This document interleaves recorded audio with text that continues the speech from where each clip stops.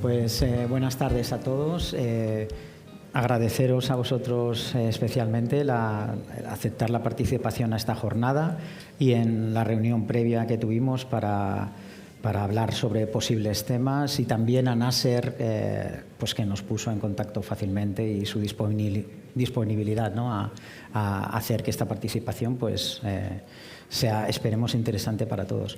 El tema de donación de gametos en un país que es líder en ciclos de reproducción, que usa donación de gametos, pues es muy amplio. Vamos a tratar de acotar pues unos temas, vamos a participar y hablar sobre unos temas, y aprovechando que estás con nosotros, Irene, pues creo que es una buena posibilidad de empezar por el tema del cribado genético en donación, y bueno, que nos hables respecto a las recomendaciones de las sociedades científicas, la justificación, etcétera, y lo que quieras aportar del tema. Pues muchas gracias, Julio, y gracias a Igenomis por la organización de las jornadas y la invitación a estar aquí hoy. Yo creo que lo primero es un buen punto con el que has comenzado sobre el tema de la cantidad, ¿no?, que somos líderes, y yo creo que para contextualizar un poquito la importancia de la donación en nuestro país podríamos hablar un poco de números. Voy a aprovechar también para invitaros la semana que viene, el martes de la semana que viene, presentamos los datos del Registro Nacional de Actividad del año 2019, el registro SEF, y ahí presentaremos los datos de esta última recogida, y si sumamos todos los tratamientos en los que ha habido participación de algún donante, bien por inseminación artificial con semen de donante, ovocitos de donante, embriones donados, etcétera, estamos hablando de más de 70.000 ciclos de reproducción asistida solamente en España. Entonces, yo creo que esa gran cantidad de gametos, embriones donados, pues necesitan unos controles de calidad rigurosos, y todos sabemos que en España tenemos la Ley de Reproducción Asistida, que ya regula la donación, pero tenemos también el Real Decreto Ley 9/2014, en el que se pone de manifiesto pues las normas de procesamiento, de almacenamiento, etcétera, de estos gametos donados.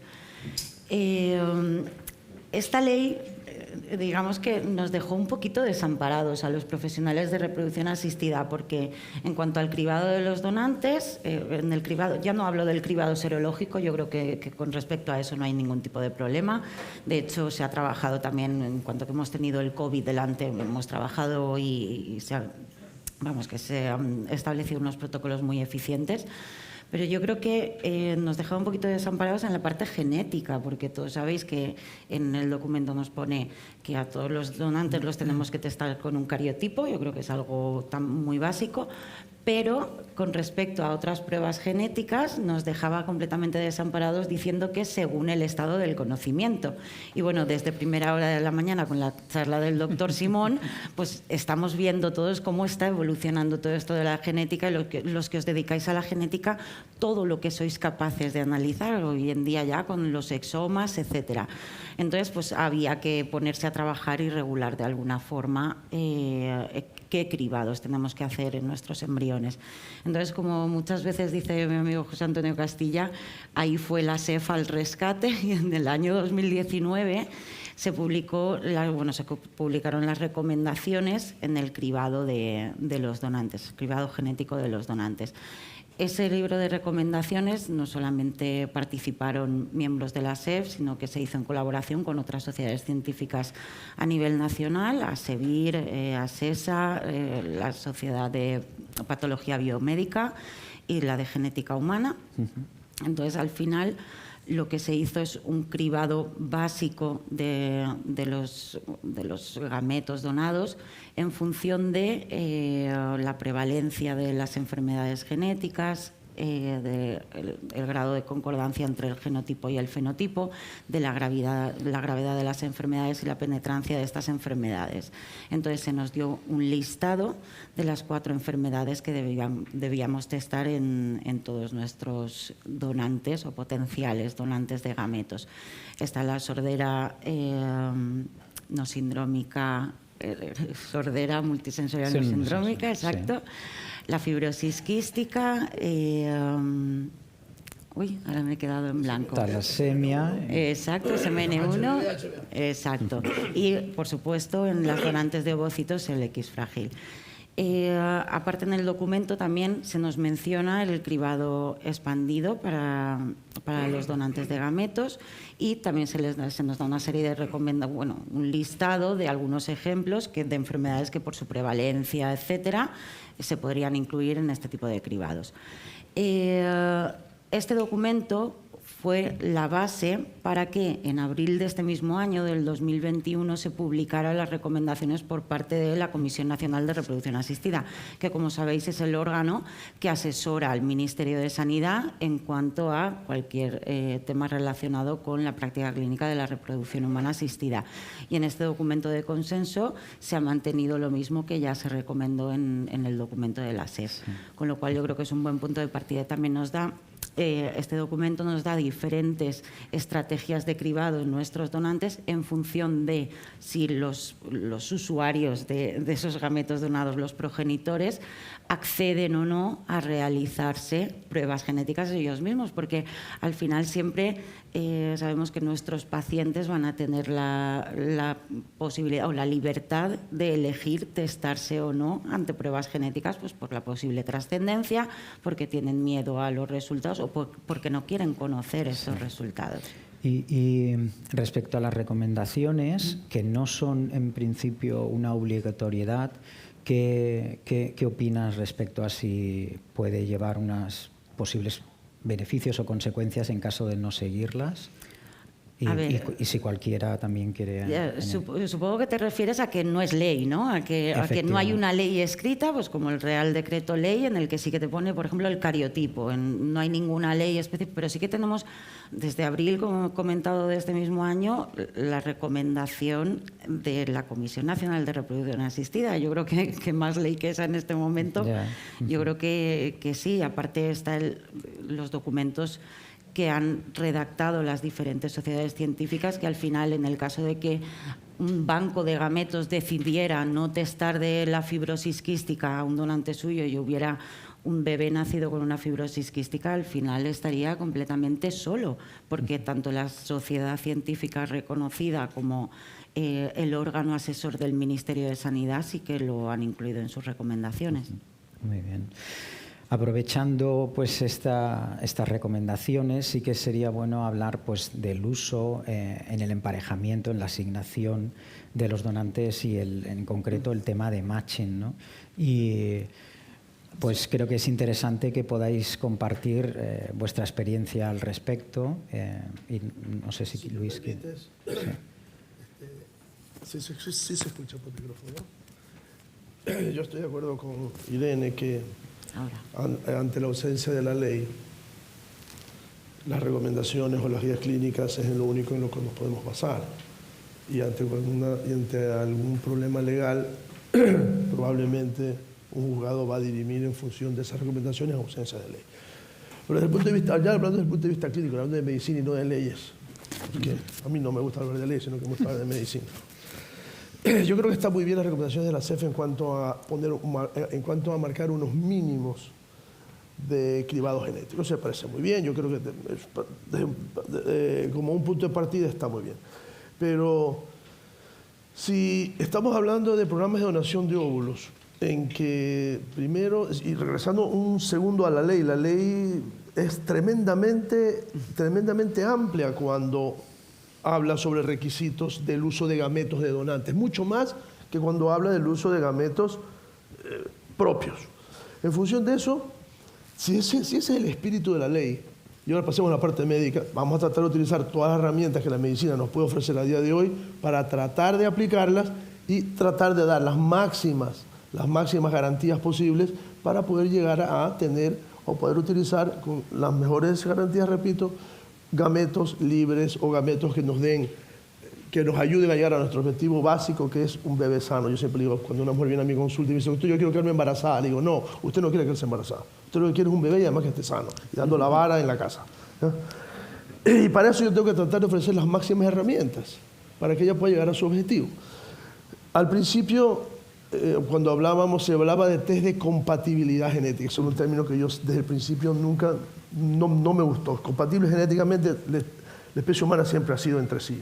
Decir lo contrario es una falacia. Probablemente se podía hablar, si se quería utilizar un término similar, test de incompatibilidad genética, ¿ya? Si queríamos ponerle algún tipo de adjetivo. Actualmente ya hablamos de test de idoneidad genética entre gametos, ya que yo creo que es un término un poco más adecuado, en que yo creo que la herramienta definitiva no es ni siquiera hacer, indudablemente no es hacer los 4 o 5 marcadores que recomienda la CEF, ni tampoco hacer un wedge al donante o a la donante. Es hacer a ambas partes, a ambos dueños de los gametos, pruebas de test de portadores y poder realizar lo que conocemos hoy como matching genético, porque a la larga es lo único que nos va a decir que existe una baja probabilidad de tener un recién nacido con un determinado número de enfermedades genéticas. Porque el resto es un poco especular, ¿ya? Sabemos que es una herramienta que está a disposición, que hoy por hoy se la debe ofrecer a todos los pacientes. El paciente tiene derecho a conocer que existe eso, ¿ya? Creo que es fácil, es barata, ya no estamos hablando de grandes cantidades de dinero, ¿ya? Y en mi experiencia, en la experiencia nuestra, cada vez es mayor el deseo de los usuarios de utilizar este tipo de herramientas. Y una cosa curiosa que me llama la atención, ustedes saben que nuestro grupo tiene clínicas en el norte de Europa, en Alemania y en Austria, donde a veces la palabra selección genética o selección de embriones a través de genes es más o menos como, es prohibitivo, es casi delito hablar en esos países de este tipo de herramientas. Pues paradójicamente, pacientes de nuestros centros en Alemania y en Austria están comenzando a demandar este tipo de herramientas y están acudiendo a España, porque en esos países todavía es algo que no se utiliza, no se puede utilizar de forma masiva. Pero cosa que yo realmente me sorprendo cada vez que me llaman de uno de los centros nuestros en Austria y en Alemania, y que me dicen, ¿sabes qué? Esta pareja nos está solicitando una donación de óvulos o el uso de gametos, o inclusive entre ellos mismos, ¿ya? Quieren utilizar un matching genético. Yo creo que al nivel que estamos trabajando actualmente, en que estamos haciendo prácticamente whole exome, casi todos los grupos estamos haciendo ya whole exome, ya no hacemos paneles limitados, yo creo que vamos a terminar llevando en el móvil nuestro exoma, y probablemente llegará el día que nuestros nietos o tal vez nuestros hijos inviten a salir a alguien, a un partener, pero pásame el móvil primero a ver si va a tener algún premio el día de mañana, cuando quiera tener algún hijo. Eso suena a broma, pero cada vez más parejas que van a un tratamiento no con gametos de un donante o de una donante, ya lo piden por delante el uso de un... Doctor, yo quiero que me haga eso de los genes para ver si es que tenemos alguna probabilidad de tener algún hijo enfermo, sin ningún antecedente familiar, ¿ya? Yo creo que es algo Irene, positivo. creo que querías... Sí, quería fundamentalmente, expresar mi opinión en este sentido. Es cierto, tenemos la tecnología, nadie quiere tener un bebé enfermo en casa, y se estima que aproximadamente tenemos un 0,5% de probabilidades de concebir un bebé con alguna enfermedad recesiva. Nadie lo queremos, y evidentemente yo también soy de la opinión que deberíamos ponerla, o por lo menos en conocimiento de todos nuestros pacientes, que ellos tomarán la decisión de si quieren hacer o no este cribado. Pero yo creo que especialmente es relevante en el contexto de las donaciones de gametos, porque al final tu pareja la has elegido y la quieres, te gusta, y con lo bueno y con lo malo, pero cuando hablamos de la donación tenemos que siempre recordar que los gametos o los embriones están dentro del marco jurídico de los bancos de células y tejidos. Entonces tenemos que dar la máxima garantías de seguridad de que vamos a minimizar esos riesgos. Entonces creo que es especialmente importante en el contexto de cualquier tipo de donación de gametos o de embriones. Sí. Yo la verdad que es una situación que se ha creado bastante interesante y curiosa, porque realmente hablamos de que bueno, no hay ley para este tipo de cribados genéticos. Hay una recomendación de la SEF que se puede interpretar como ley ante un posible problema legal. Y de la Comisión Nacional. Y de la Comisión Nacional. Pero nosotros como bancos de óvulos legalmente o culturalmente hemos acostumbrado, y los centros con los que colaboramos nos obligan a testar genéticamente a todas nuestras donantes, pero yo doy un dato que esta mañana me la han dado. De todas nuestras solicitudes de óvulos, solo un 4,6% de las solicitudes, los centros colaboradores han hecho un matching genético con los pacientes. Un 4,6%. Es bajísimo. Bajísimo. Muy bajo. Bajísimo. Y de ese 4,6%, un 95,2% han sido en España y en Italia. O sea, y un 6,8% en otros países con los que también nosotros trabajamos. Creo que es muy importante que nosotros testemos a las donantes, es muy importante ese tipo de screening genéticos, pero creo que también es muy importante que los centros colaboradores hagan esos matching genéticos. Esa es la cuestión. Lo que pasa es que tú eres un banco de semen, básicamente, y es normal que te ocurra eso. Yo soy centro aplicador también.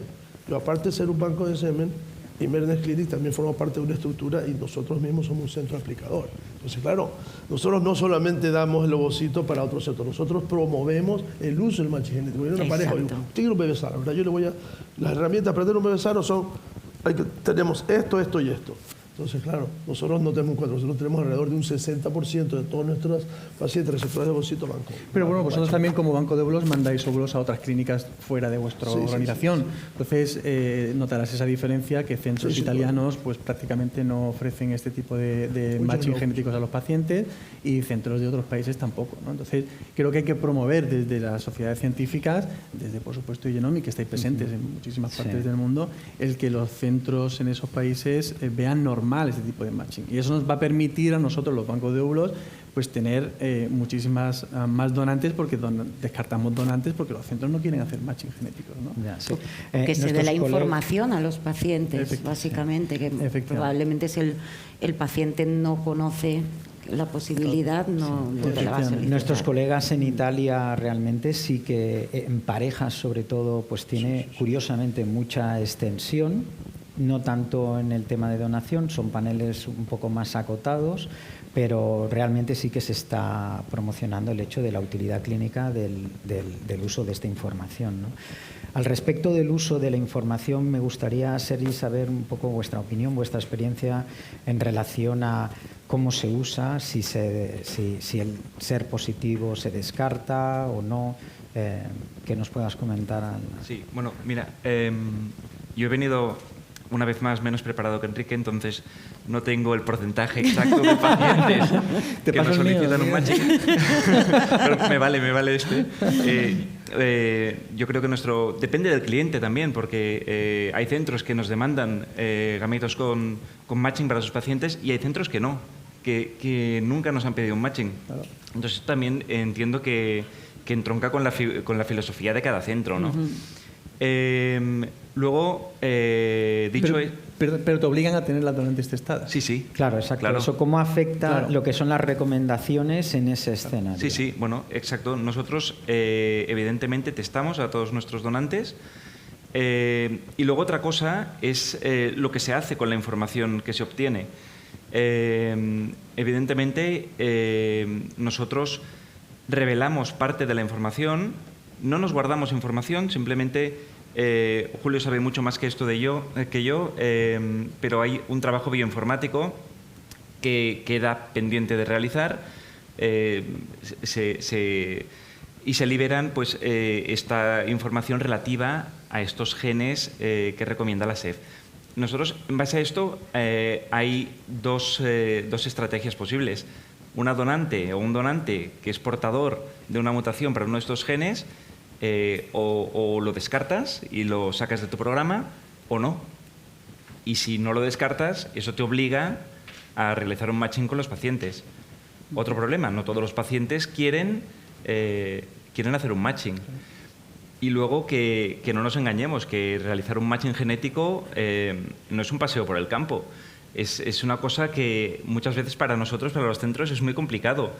Te viene un paciente con un test de vete a saber quién que pues igual analiza variantes diferentes de las que se están analizando los test que realizamos nosotros. Esto cada vez se va solucionando más porque hay una tendencia al exoma, pero aún así hay dificultad. Muchas veces hay que hacer secuenciación entera del gen para verificar si hay idoneidad genética o no.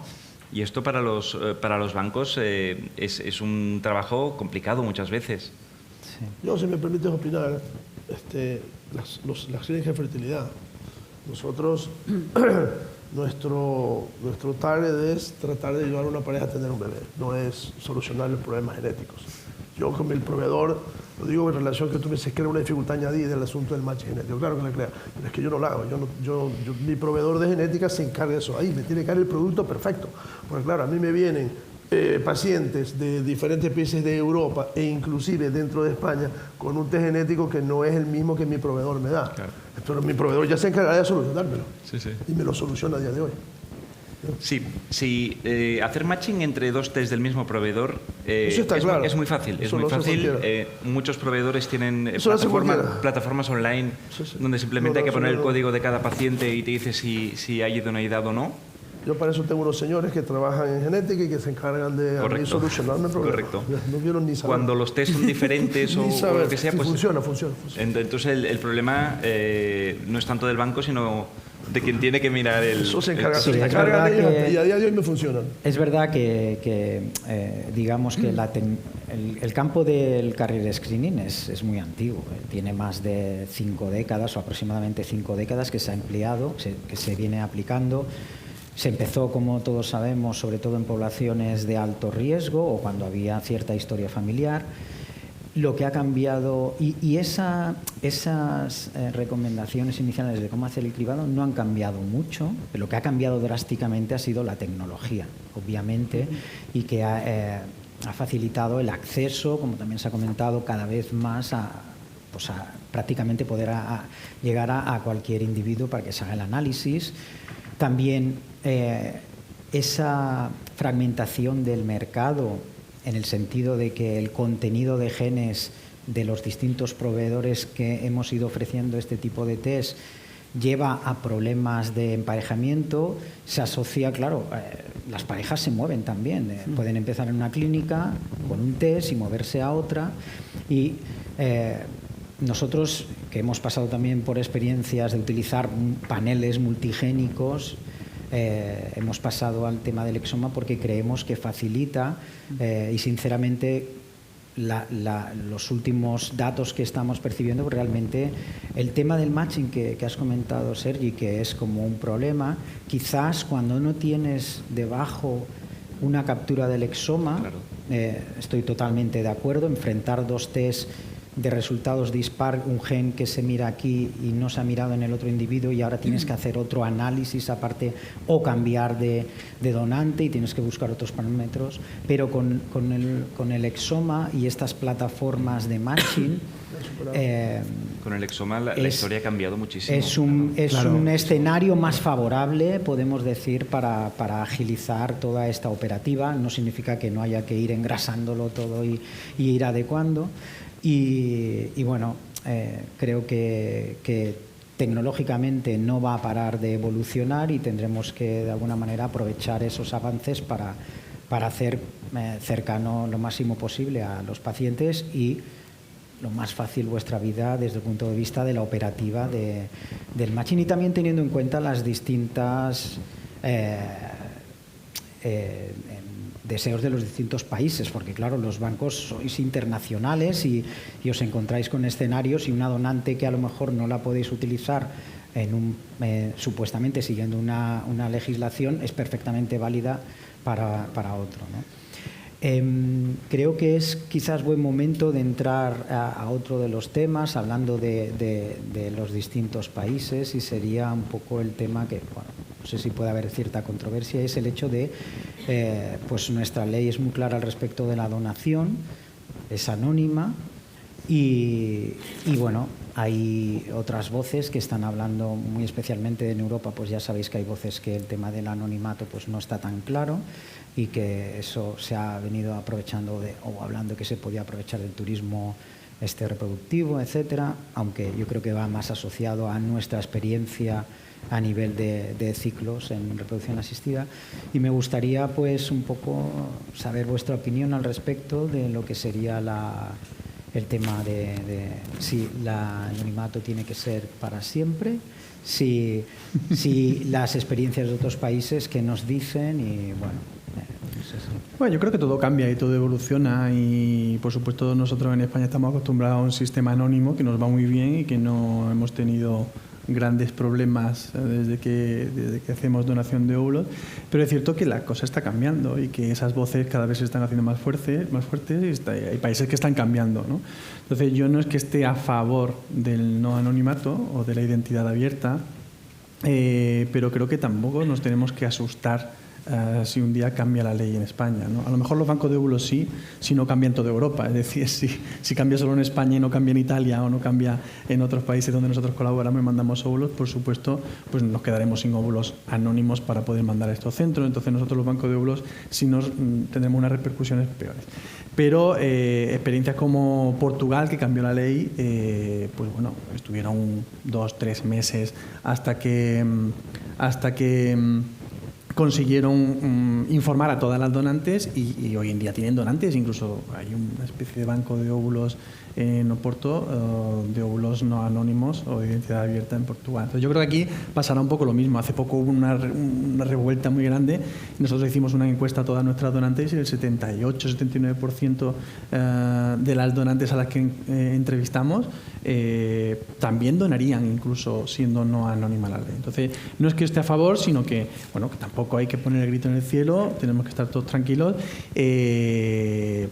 Y creo que coincido mucho con Irene, que lo hemos hablado en más que una ocasión, que lo ideal no es cambiar a anónimo o identidad abierta. O sea, lo interesante sería cambiar a un sistema dual en función de lo que quiera la paciente en cada caso, ¿no?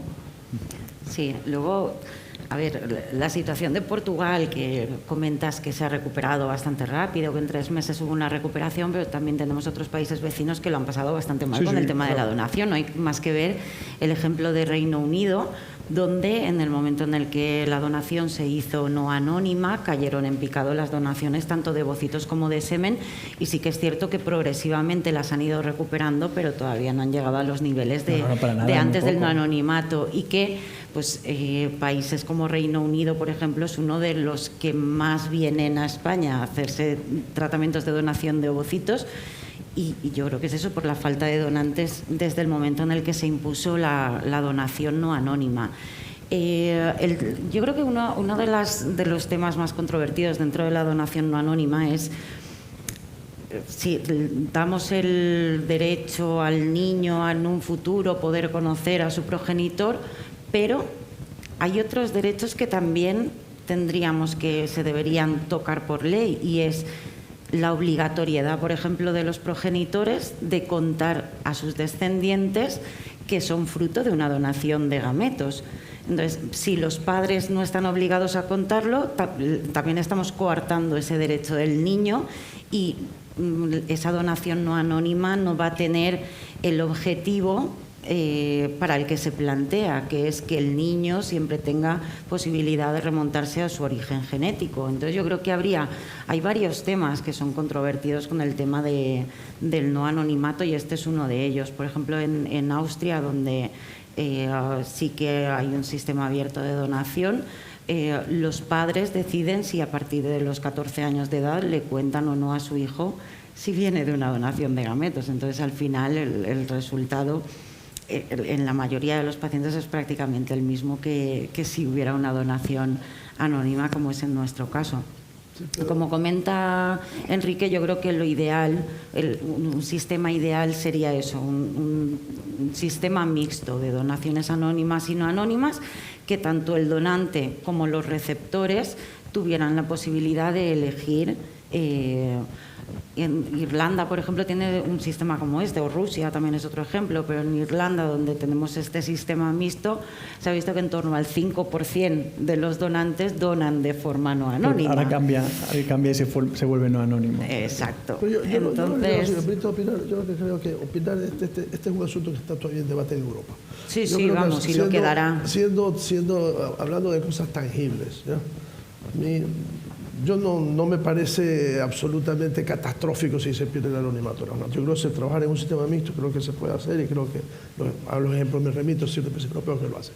Pero a mí se me llama la atención, por ejemplo, criterios como los emitidos por la Comisión Nacional de Bioética en España, que se basado en una serie de fuentes no muy claras, ¿no? Al menos no muy claras, diciendo que España es un país que prefiere el anonimato, que prefiere el no anonimato. ¿Ya? Cuando las fuentes que cita en su documento, un documento oficial del Estado, cuidado, no eran las más ortodoxas ni la mayoría de los usuarios, porque ahí ellos ponían como ejemplo que la población desde donde se había sacado esa información era sobre todo en familias monoparentales o en parejas de mujeres y parejas masculinas, en fin. Pero sin embargo, si tú vas a las sociedades de pacientes que de un mismo sexo deciden una gestación, si tú vas y les preguntas, están completamente divididas y ellas mismas te dicen, somos incapaces de emitir nuestro deseo porque el 50% de la sociedad está en favor y el otro 50% en contra. Entonces, claro, las fuentes de ese documento son las que se cuestionan, al menos a nivel español.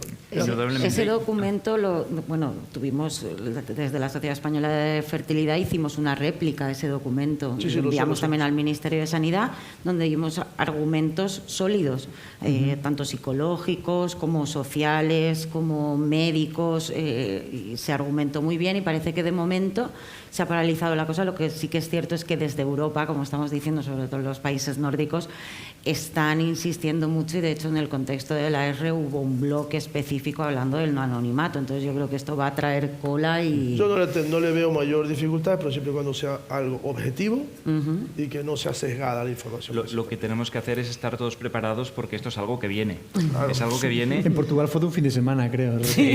Fue pero de un día para otro. Pero viene además por muchos frentes. Viene, por un lado, porque en Europa se está promoviendo esta protección de los derechos de los niños nacidos, por un lado. Por otro lado, están las familias también, que cada vez son más demandantes en cuanto a conocer más información de los donantes, porque yo no sé exactamente qué información estáis liberando vosotros a vuestros pacientes sobre los donantes, ¿no? Nosotros estamos, las características físicas generales, lo que ellos tal quieren, y como dice la ley, ¿no? Pero los pacientes cada vez vienen más preguntando las aficiones, los estudios, si toca el violín o si es zurdo. Sí. Y entonces yo creo que todo esto va creando una tormenta que al final no va a dejar mucho lugar para el anonimato, ni siquiera para los sistemas mixtos, sobre todo cuando se habla de los derechos de los niños, que no van a poder ser los padres los que decidan si el donante es anónimo o no, porque luego al final el derecho que va a prevalecer va a ser el del niño. Pero yo creo que una cosa es el elegir entre donación anónima o no anónima y otra cosa es elegir a tu donante. Claro. La rubia con ojos azules de 1,90 m, rubia californiana, que en Estados Unidos se puede elegir. Claro, hay países son dos cosas distintas. Sí. Y no solo en Estados Unidos, es decir, también en Europa se escogen los candidatos. Y sí que es verdad que los pacientes cada vez, como se viene diciendo, tienen más necesidad de conocer información y esto, sin lugar a dudas, va a ser, como decís, un tema que viene y que habrá que estar preparado, para vosotros estar especialmente preparados para adaptarse a ello, ¿no?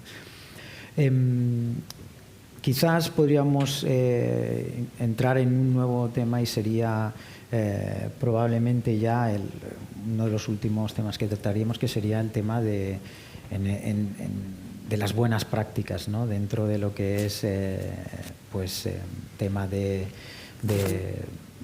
el Código Único Europeo, los registros y bueno, si queréis comentar al respecto.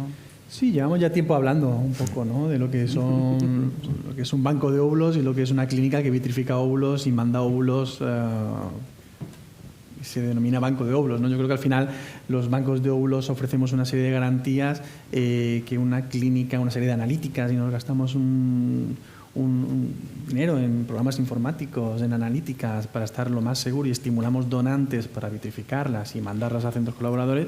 Y hay clínicas porque no sobran óvulos de sus pacientes, que a lo mejor no están testadas de la mejor manera porque ellos no consideran importantes ciertas analíticas. Y últimamente ha saltado un poco la noticia de que ha habido bancos o clínicas que se hacía pasar por banco que vitrificaban óvulos en otras clínicas y les ponían el código SEC de la clínica donde ellos estaban situados, ¿no? Entonces esto es un timo, porque sabéis que el código SEC, dentro del código SEC está el código de centro donde se vitrifican los óvulos.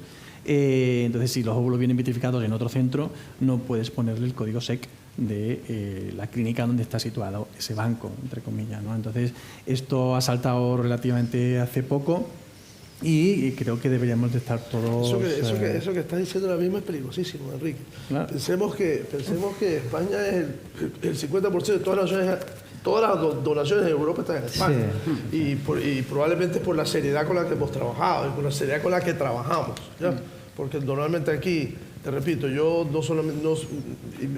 Next Clinic IMER no solamente es un banco de óvulos, es una clínica que pertenece a un grupo que somos centros aplicadores de tratamiento para la fertilidad. Y España sí es una de las cosas solo por las que ha funcionado y por la que seguimos siendo conocidos como el granero de Europa, es por nuestra seriedad, por nuestra profesionalidad y porque siempre hemos hecho las cosas bien. Probablemente no somos el país que trabaja con los programas de donación más baratos de Europa, no. Hay mucho más baratos. Te vas a la República Checa o a Grecia, son programas más baratos y, en fin, mucho más rápidos de servir. España no. España somos un poco más lentos en servir porque para poder seleccionar y para poder llegar a obtener un material biológico, pues tardamos más e invertimos más tiempo. Entonces, lo que tú acabas de decir es realmente llamativo. Espero que si eso llega a existir, sea anecdótico, porque espero que sea anecdótico, porque eso de ahí sería lo peor que nos podría pasar, sí, ante el prestigio que hemos tardado muchos años en obtener, que los pioneros en esto, y no hay quien se lo debe decir con nombre y apellido, que fueron el IBI en su día, en que abrieron los primeros programas de donación de ovocitos, nos aprendimos todos a trabajar con un rigor, tanto científico como profesional y de seriedad. Y espero que eso sea anecdótico, porque todos aprendimos bien y eso es lo que ha hecho que podamos salir a Europa y estar en el punto. Sí, ese tipo de prácticas son las que pueden manchar, obviamente, el prestigio de los bancos españoles y el prestigio de la clínica española. Se solucionará con el SIRA cuando ya el código SEC te lo dé el SIRA y este tipo de prácticas no se pueda... Que es bastante inminente. Espero que no haya falta solucionar un problema que espero que no exista. Que haya sido algo anecdótico, pero que es cierto que eso ya no se...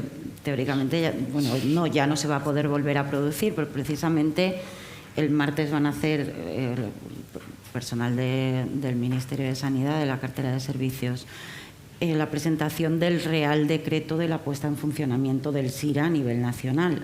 Sabemos que llevamos ya 4 años implementando de forma progresiva fases de pilotaje, etcétera, a lo largo del territorio nacional, y ahora ya ha redactado un Real Decreto, ya se ha sometido a consulta pública, etcétera, y el martes van a hacer la presentación. En el momento en el que el SIRA esté funcionando en todos los centros, y es obligatorio, porque es obligatorio en el momento, al día siguiente de la publicación del Real Decreto, a partir de ese momento la generación del código SEC está centralizada y emitida desde el Ministerio de Sanidad. Entonces ningún centro tendrá la posibilidad de quitar tu código SEC y poner otro, porque no existirá, ya que será desde la propia plataforma la que te genere el código, no ese que inventábamos alfanumérico al inicio cuando nos dijeron que nos teníamos que acoplar en el 2017 al código SEC por las transposiciones de las directivas europeas. Ahora ya no. Y eso es inminente, porque ya os digo, el martes harán la presentación oficial del texto del Real Decreto. En España, esto pasará en España. En España, pues, exacto. Sí, efectivamente. Claro. No, pero, a ver, esto es a nivel europeo, porque el código único es a nivel europeo y para la libre circulación de células y tejidos en todo el territorio europeo. el cómo se vayan terminando de adaptar todos los países, pero... Y dentro de estas buenas prácticas, respecto a la posible captación de candidatos, ¿consideráis pues que hay algo que comentar al respecto? Hombre, yo creo que es un aspecto que debería quedar mejor regulado y mejor recogido por la Administración. Las compensaciones que se pueden dar a los donantes o a las donantes, ¿no? Claro. No todo el mundo está compensando igual a las donantes. Y hay una guerra encubierta por captar donantes, y esto es una realidad que vivimos todos los bancos. Si eres pelirroja te doy tanto, y si me traes una amiga de ojos azules no sé qué, y si encima no donas en Novo Clinic... Hay que dejar claro que en España es altruista. Sí, es altruista. No pongo los WhatsApp, ¿Sí o no? porque Esto queda feo. Me lo comentaste, pero es cierto. Es cierto. Si no donas en Novo quería Clinic, comentar 1.500.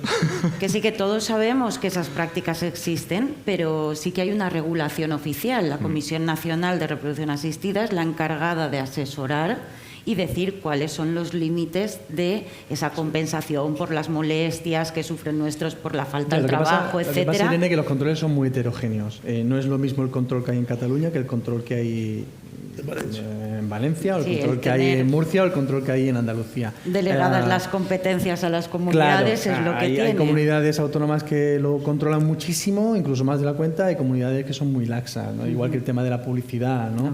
Hay clínicas que no han presentado absolutamente ningún tipo de publicidad y hacen publicidades y hablan de compensaciones para captar donantes, y hay clínicas que nos tienen martilleados, que no podemos sacarnos o movernos de un punto a una coma, ¿no?